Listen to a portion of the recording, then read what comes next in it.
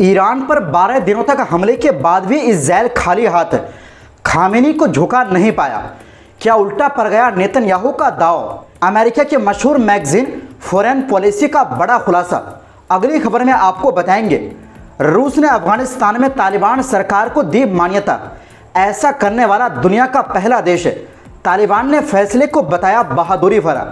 इसी के साथ आपको बताएंगे इजराइल के दोस्त यूएई ने इजरायली मंत्री के बयान पर जताई नाराजगी, बोले ये गैर कानूनी, बर्दाश्त के बाहर, बताया खतरनाक। इसी के साथ मथुरा की शाही मस्जिद पर भी खबरें हैं। हिंदू पक्ष की कौन सी याचिका को कोर्ट ने खारिज की है?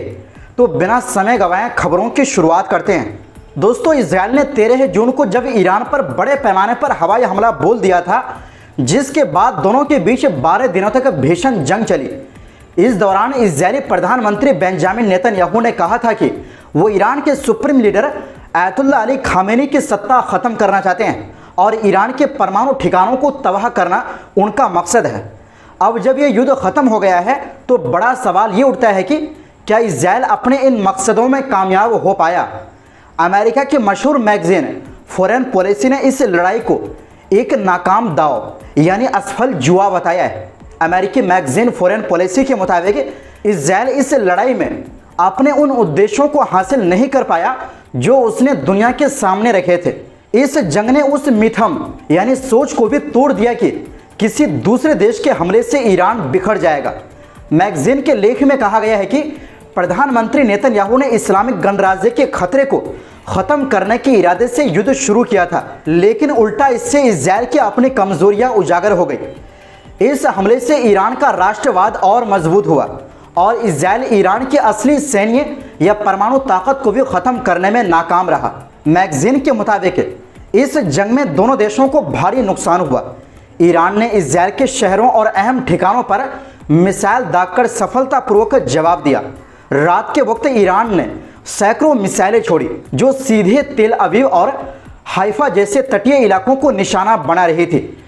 इजरायली शहरों पर मिसाइल और ड्रोन गिरे, जिससे काफ़ी तबाही हुई। इतना ही नहीं, ईरान ने अमेरिका के हमले का भी जोरदार जवाब दिया। कतर में अमेरिका के अल उदीद एयरबेस पर हमला कर ईरान ने अपनी ताकत का खुलकर दिखावा किया। जानकार मानते हैं कि ईरान की ये जवाबी कार्रवाई उसकी ताकत और इलाके में उसकी पकड़ को और मजबूत कर सकती है। रिपोर्ट में यह भी कहा गया है कि ईरान के हमले बिल्कुल सटीक और पहले से प्लान किए गए थे। जैसे ही इजराइल ने ईरान के साउथ पार्ट से तेल रिफाइनरी पर हमला किया, तुरंत ही ईरान ने भी जवाबी कार्रवाई करते हुए इजराइल की हाइफा रिफाइनरी को निशाना बना दिया। ईरान ने इजराइल के मशहूर विजमैन इंस्टीट्यूट पर हमला किया। इस जवाबी हमले का मकसद ये दिखाना था कि ईरान कमज़ोर नहीं है और मुंहतोड़ जवाब दे सकता है। इसका असर भी हुआ और कुछ ही देर में इजराइल ने ईरान के बिजली और ऊर्जा से जुड़े ढांचों पर हमला करना बंद कर दिया।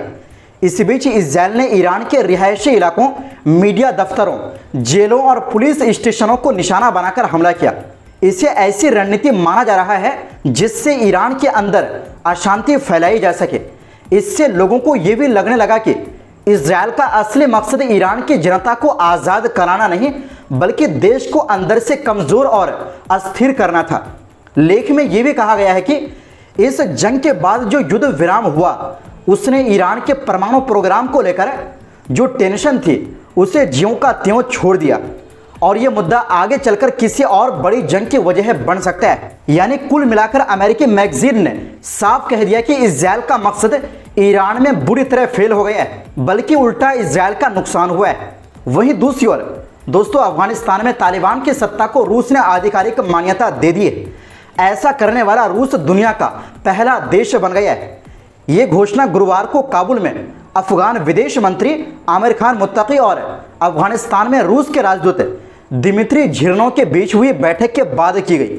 तालिबान सरकार ने रूस के इस कदम को बहादुरी भरा फैसला बताया है। मुत्तकी ने बैठक के बाद जारी एक वीडियो बयान में कहा, यह साहसी फैसला दूसरों के लिए एक मिसाल बनेगा। अब मान्यता की प्रक्रिया शुरू हो चुकी है। रूस सबसे आगे रहा। तालिबान के विदेश मंत्रालय के प्रवक्ता जिया अहमद तकाल ने भी AFP को पुष्टि करते हुए कहा कि रूस पहला देश है जिसने इस्लामिक अमीरात को आधिकारिक मान्यता दी है। रूस के अफगानिस्तान मामलों के विशेष प्रतिनिधि जामिर काबुलो ने रिया नोवोस्ती से तालिबान सरकार को मान्यता देने की पुष्टि की। रूसी विदेश मंत्रालय ने भी बयान जारी कर कहा कि इस्लामिक अमीरात की सरकार को मान्यता देने से दोनों देशों के बीच द्विपक्षीय सहयोग तेजी से बढ़ेगा। दोस्तों, चीन, पाकिस्तान और ईरान जैसे कई देशों ने अपने अपने यहाँ तालिबान राजनयिकों को तैनात कर रखा है, लेकिन अभी तक किसी भी देश ने तालिबान शासन को आधिकारिक मान्यता नहीं दी थी। दोस्तों, जब एक देश दूसरे देश को आधिकारिक मान्यता देता है तो वो उसे एक स्वतंत्र राष्ट्र मानता है, यानी उस देश की अपनी सरकार है, अपनी सीमा है और वो दुनिया के दूसरे देशों से रिश्ते बना सकता है। ये मान्यता 1933 के मोंटेवीडियो संधि जैसे अंतर्राष्ट्रीय कानूनों पर आधारित होती है। इसके लिए 4 शर्तें होती है: स्थायी आबादी, सीमा, सरकार और विदेशों से संबंध बनाने की क्षमता। मान्यता मिलने से किसी देश को वैधता, अंतर्राष्ट्रीय संस्थाओं में जगह और दूसरे देशों से व्यापार व रिश्ते बनाने का मौका मिलता है। वहीं दूसरी ओर दोस्तों, संयुक्त अरब अमीरात यूएई ने शुक्रवार को इस्राएल के न्याय मंत्री यारिव लेविन के उस बयान की कड़ी आलोचना की जिसमें उन्होंने वेस्ट बैंक पर इस्राएल की संप्रभुता बढ़ाने की बात कही थी। यूएई ने इसे उकसावे वाला और पूरी तरह से गलत बताया। दोस्तों, अमूमन यूएई इस्राएल के मामले में कम ही विरोध करते हैं जब से उसे तस्लीम किया है। दरअसल लेविन ने 2 जुलाई को एक बैठक में कहा था, अब समय आ गया है कि इस्राएल वेस्ट बैंक को अपने अधिकार में ले। इस बयान के बाद यूएई के विदेश मंत्रालय ने कहा कि ये एक खतरनाक कदम है और ये अंतर्राष्ट्रीय नियमों और संयुक्त राष्ट्र के फैसलों का साफ उल्लंघन है।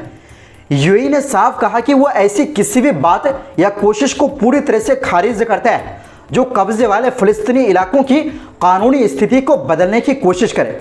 अबू धाबी ने यह भी कहा कि मिडिल ईस्ट में शांति और एक स्वतंत्र फिलिस्तीनी देश की स्थापना के लिए जो कोशिशें हो रही है उन्हें सपोर्ट किया जाना चाहिए, ना कि इस तरह के बयानों से कमजोर किया जाए। विदेश मंत्रालय ने यह भी दोहराया कि यूएई हमेशा शांति, इंसाफ और फिलिस्तीनियों के हक के साथ मजबूती से खड़ा रहेगा।